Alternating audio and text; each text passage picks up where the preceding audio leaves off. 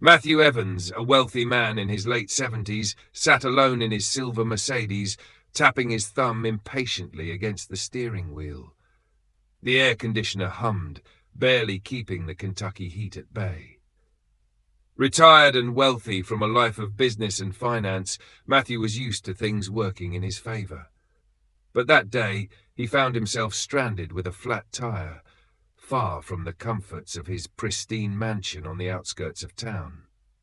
After a few attempts to call for roadside assistance with no luck, he sighed and resigned himself to the fact that he'd have to wait. Just as he started to feel a tinge of frustration bubbling up, he saw a figure walking toward him down the road. A young boy, maybe 13 or 14, wearing a faded t-shirt and worn-out sneakers, approached with a determined expression. Matthew watched as the boy's eyes narrowed, examining the car before giving Matthew a polite but confident nod. "Got a flat, sir?" the boy asked, his voice steady. Yes, I do," Matthew replied, feeling a strange mix of relief and unease. "I was hoping for a bit of help, but my phone's got no signal out here." The boy gave a small smile. "I can help with that," he said, kneeling beside the tire without hesitation. "My grandpa taught me how to change a tire last summer. Do you have a spare?" Matthew gestured to the trunk, watching as the boy opened it and pulled out the necessary tools. The young boy worked swiftly, his hands moving with a quiet confidence that seemed almost beyond his years. As Matthew stood there, he felt a strange humility creeping in, something he hadn't felt in a long time. He wanted to offer the boy something in return, but the young man hardly looked up, focusing intently on the task at hand. After a few minutes, the boy finished, wiping his hands on his jeans and stepping back. "All done?" he said, simply offering a small, satisfied smile. Matthew reached into his wallet and pulled out a few bills, holding them out to the boy. "Here, take this. I really appreciate your help." But the boy took a step back, raising his hand politely. "Thank you, sir, but I don't need anything. Just happy to help." Stunned, Matthew stood there, money still in hand, as he watched the boy turn and walk away down the road. The interaction had left him moved somehow, though he couldn't quite put a finger on why.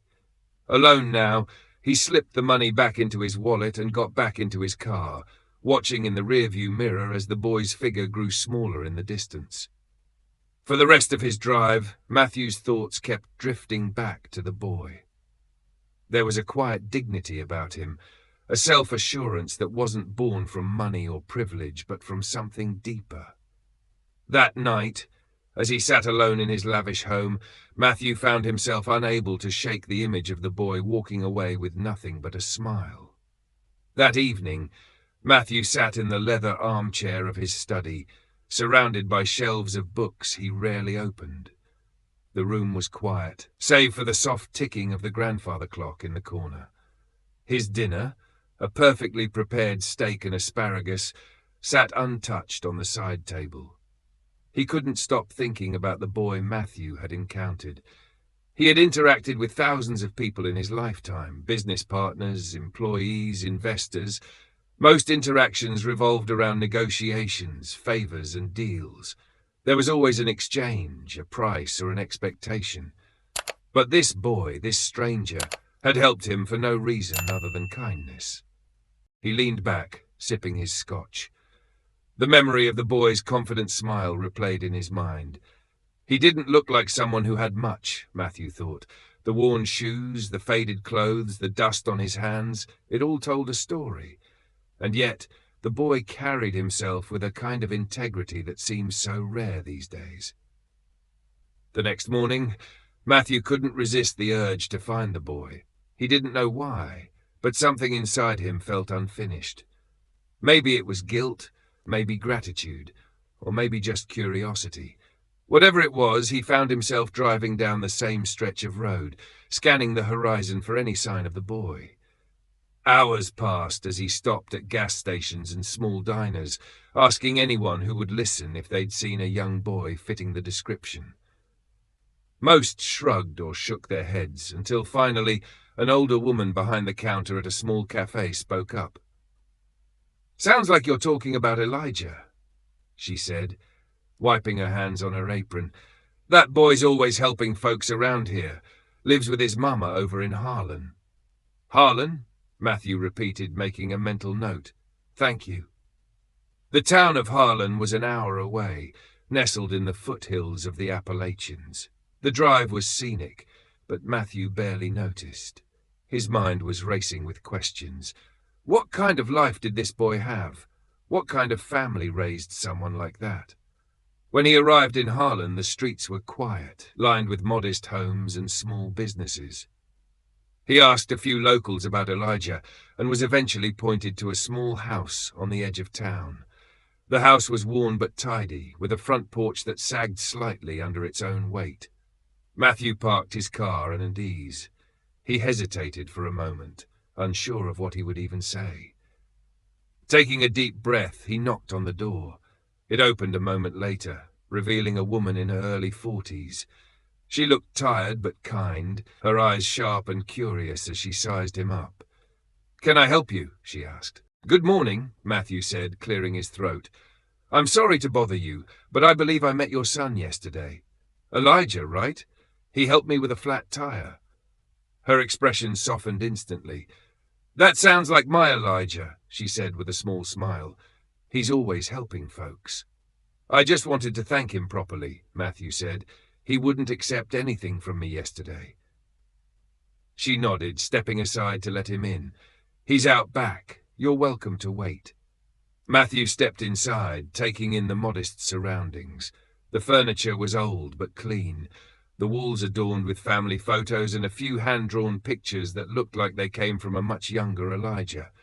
It was a far cry from his own home, with its pristine surfaces and expensive artwork. Yet, something about this space felt warmer, more alive.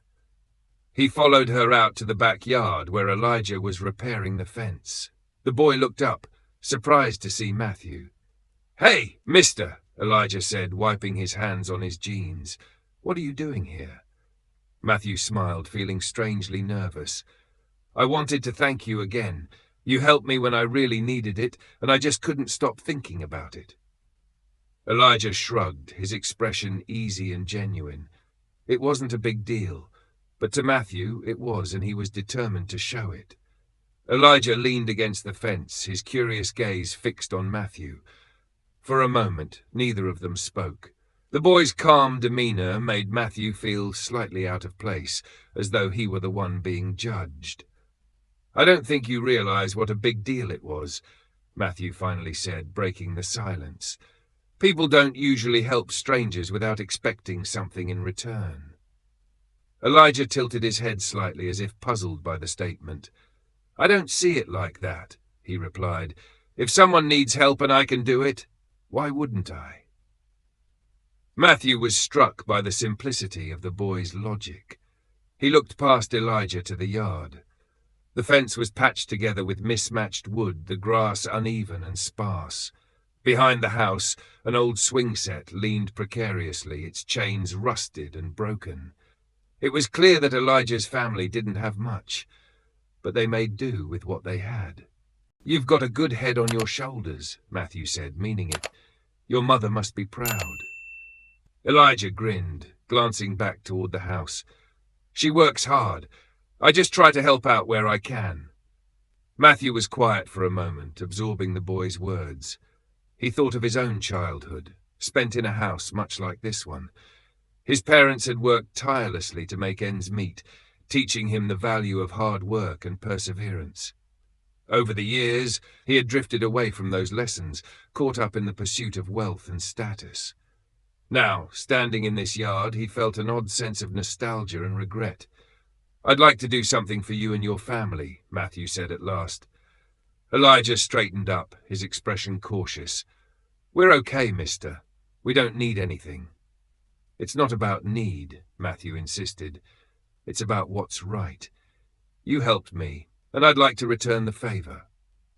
Before Elijah could respond, his mother stepped out onto the porch, wiping her hands on a dish towel. "Elijah, "You better come inside and wash up before lunch," she called. Then her eyes shifted to Matthew. "Would you care to join us? It's nothing fancy, but you're welcome." Matthew hesitated, unaccustomed to such an invitation, but the sincerity in her voice left him no room for excuses. "I'd like that," he said, following her into the house. Inside, the kitchen smelled of freshly baked bread and roasted vegetables. The table was small, surrounded by mismatched chairs, but it was set with care. Matthew took a seat, feeling strangely out of place in his tailored suit amidst the humble surroundings.